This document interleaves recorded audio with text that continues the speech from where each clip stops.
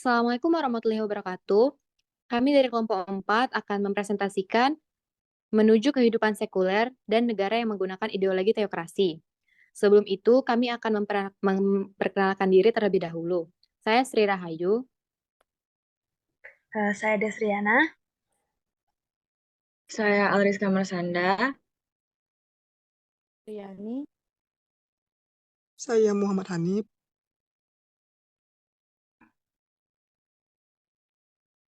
Baiklah, selanjutnya, pokok pembahasan yang akan dibahas yaitu yang pertama, ideologi teokrasi dan ideologi sekulerisme, pengertian dan sistem-sistem ideologi. Yang kedua, negara-negara yang menganut sistem ideologi tersebut. Dan yang ketiga, bagaimana pelaksanaan dalam bidang agama dan ekonomi.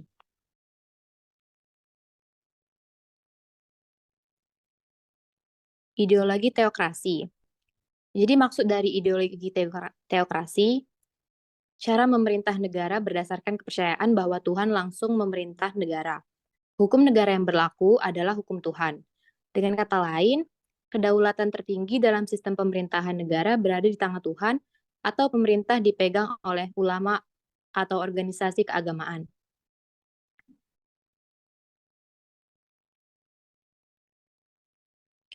Ideologi sekularisme.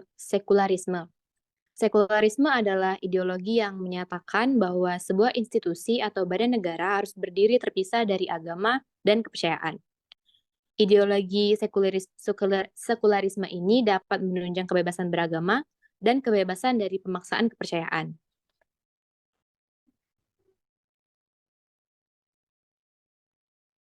Yang selanjutnya ada ciri-ciri. Adapun ciri-ciri dari ideologi teokrasi dan ideologi sekularisme. Ciri-ciri dari ideologi teokrasi yang pertama adalah cara memerintah negara berdasarkan kepercayaan bahwa Tuhan langsung memerintah negara.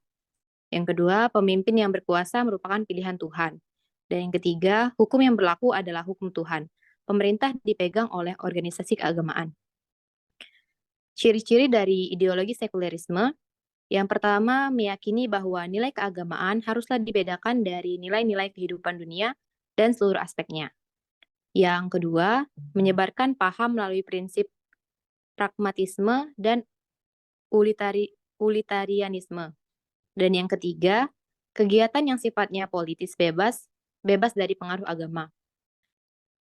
Selanjutnya akan dibahas oleh Desriana. Terima kasih, Sri Rahayu. Selanjutnya saya akan membahas mengenai negara yang menggunakan ideologi teokrasi. Salah satu negara yang menggunakan ideologi teokrasi yaitu negara Iran. Iran merupakan contoh negara yang menggunakan ideologi teokrasi Islam. Negara ini dikenal sebagai Republik Islam Iran, di mana kekuasaan politik terpusat pada pimpinan tertinggi. Sistem politik Republik Islam cenderung mengarah pada sistem politik teokrasi jenis teodemokrasi. Teodemokrasi merupakan perpaduan antara unsur ketuhanan dan pelibatan rakyat dalam pemerintahannya. Terlihat dari berbagai pemilihan umum serta eksistensi partai politik di Republik Islam Iran yang menunjukkan bahwa peran rakyat masih sangat berpengaruh dalam pemerintahan negara. Akan tetapi, unsur ketuhanan dengan nama negara Islam masih sangat kuat dan pimpinan negara diharuskan memiliki jiwa kepemimpinan serta iman Islam yang mumpuni.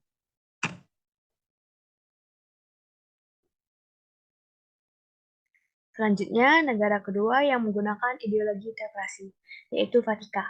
Negara Kota Vatikan merupakan negara independen yang menjadi pusat spiritual dan administratif Gereja Katolik Utara Roma. Gereja Katolik adalah otoritas utama di negara ini, dan Paus sebagai kepala Gereja Katolik dan juga merupakan kepala negara Vatikan. Meskipun memiliki otonomi politik terbatas, Vatikan berfungsi sebagai entitas teokrasi dengan agama Katolik yang menjadi landasan untuk hukum dan kebijakan negara. Penerapannya dalam pemerintahan sama seperti kerajaan, tetapi sangat kental dengan unsur ketuhanan di mana Katolik menjadi fokus agama yang dianut oleh negara ini. Terima kasih. Selanjutnya akan dibahas Alriska.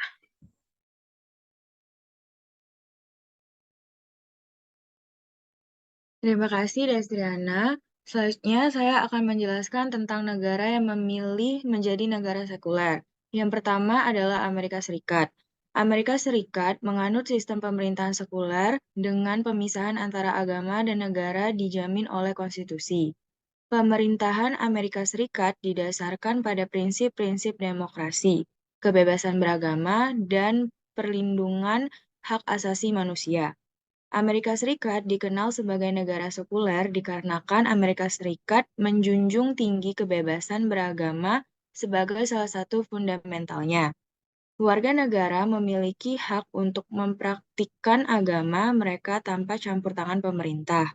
Prinsip ini juga memastikan perlindungan hak-hak minoritas agama, termasuk pengakuan terhadap keberagaman agama di Amerika Serikat.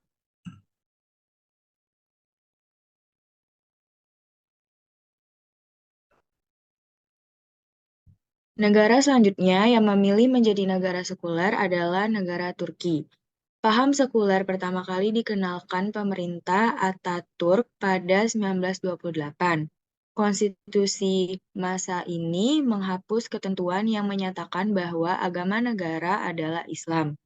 Pada saat yang sama, Turki juga mengganti struktur hukum Islam. Kebijakan sekuler progresif Turki adalah mengubah penulisan nasional yang semula menggunakan huruf Arab menjadi alfabet Latin, menghapus pengadilan dan sekolah agama, hingga mengubah sistem kalender Islam menjadi Masehi. Sekulerisme ala Turki adalah sekulerisme pasif yang berjalan dengan modernisasi agama. Sekulerisme pasif di Turki diartikan sebagai paham di mana negara memposisikan secara adil agama yang ada.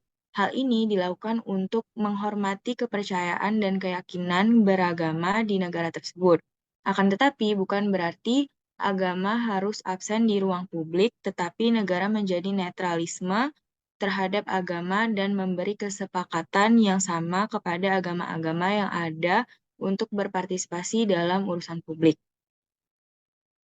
Untuk materi selanjutnya akan dibacakan oleh Fitriani.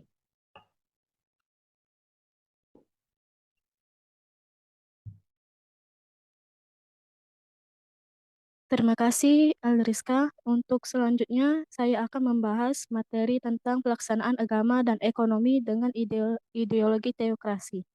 Yang pertama, Iran. Menurut argumentasi kami, pelaksanaan bidang agama di negara Iran sangat dipengaruhi oleh agama Islam. Sehingga hukum Islam menjadi dasar bagi sistem hukum dan peraturan di negara ini. Negara ini memiliki lembaga-lembaga keagamaan yang mengawasi aspek kehidupan masyarakat, termasuk pendidikan, media, budaya, dan moralitas. Menurut argumen kami, pelaksanaan bidang ekonomi di negara Iran ini juga dipengaruhi oleh pandangan agama Islam Syiah. Negara Iran memiliki model ekonomi yang dikenal ekonomi teokratis. Dalam ekonomi teokratis, Iran prinsip-prinsip Islam dan nilai-nilai keadilan sosial menjadi dasar dalam perencanaan dan pelaksanaan kebijakan ekonomi. Tujuan utamanya adalah menciptakan masyarakat yang adil dan berkeadilan di bawah panduan ajaran agama Islam.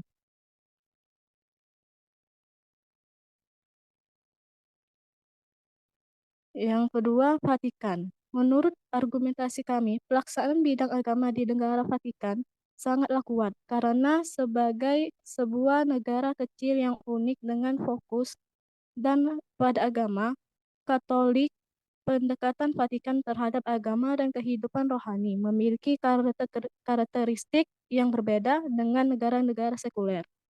Menjadi demikian karena kepemimpinan agama yang konsisten, maksudnya dalam negara Vatikan, pemerintahan agama dan kekuasaan politik berjalan seiringan pemimpin gereja, terutama Paus.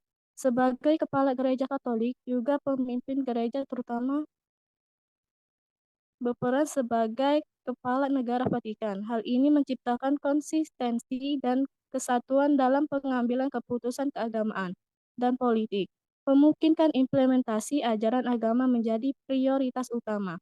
Menurut argumentasi kami, pelaksanaan ekonomi di negara Vatikan sangatlah unik karena keputusan ekonomi dapat diambil oleh para pemimpin gereja otoritas keagamaan yang bertanggung jawab atas pemerintahan Vatikan. Ini memberikan otonomi yang lebih besar dalam pengambilan keputusan ekonomi yang dapat dianggap sebagai keuntungan dalam mempertahankan integritas dan prinsip-prinsip agama. Untuk materi selanjutnya akan dijelaskan oleh Muhammad Hanif.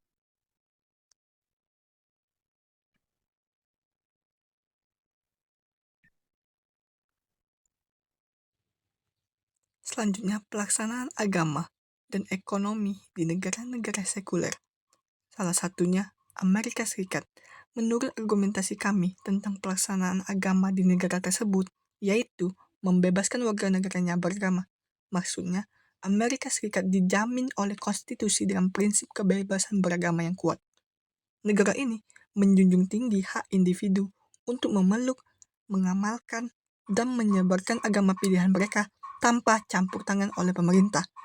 Pendekatan sekuler memastikan bahwa tidak ada agama yang mendominasi atau diberikan perlakuan istimewa secara hukum.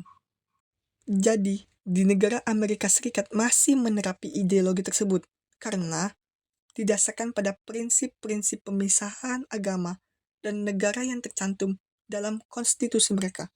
Pemerintahan mereka harus netral dan tidak memberi perlakuan khusus terhadap satu agama tertentu. Menurut argumentasi kami, pelaksanaan ekonomi di Amerika Serikat mempunyai kebebasan ekonominya. Maksudnya, ideologi sekuler di Amerika Serikat yang berfokus pada pemisahan agama dan negara. Mereka juga menciptakan lingkungan yang mendukung kebebasan ekonomi. Pemerintahan tidak memihak agama tertentu dalam pengaturan ekonomi dan memberikan keleluasaan bagi individu dan perusahaan untuk mengejar kegiatan ekonomi sesuai dengan kepentingan mereka. Yang kedua, Turki. Menurut argumentasi kami, pelaksanaan agama di negara Turki, mereka menekankan pemisahan yang jelas antara agama dan negara. Hal ini tercermin dalam konstitusi Turki yang menetapkan prinsip negara sekuler dan menegaskan bahwa negara tidak boleh memihak atau mendiskriminasi berdasarkan agama tertentu. Pendekatan ini bertujuan untuk menciptakan masyarakat yang inklusif dan menghormati kebebasan beragama serta kepercayaan individu dan negara. Menurut argumentasi kami, pelaksanaan ekonomi di negara Turki, yaitu pembangunan sektor swasta. Maksudnya, Turki telah mendorong perkembangan sektor swasta sebagai motor penggerak ekonomi. Negara ini mengadopsi kebijakan liberalisasi dan deregulasi yang mempunyai tujuan untuk menciptakan lingkungan bisnis yang kondusif bagi usaha swasta. Dalam pendekatan sekuler, tidak ada diskriminasi berdasarkan agama dalam akses terhadap kesempatan ekonomi, sehingga memungkinkan partisipasi yang lebih luas dalam sektor swasta. Ini adalah referensi sumber yang kami dapat untuk memasukkan pembahasan ini. Sekian dari kelompok kami. Kalau ada salah kata, mohon minta maaf. Kepada Tuhan saya mohon ampun. Wabillahi taufiq wal hidayah. Wassalamualaikum warahmatullahi wabarakatuh. See you.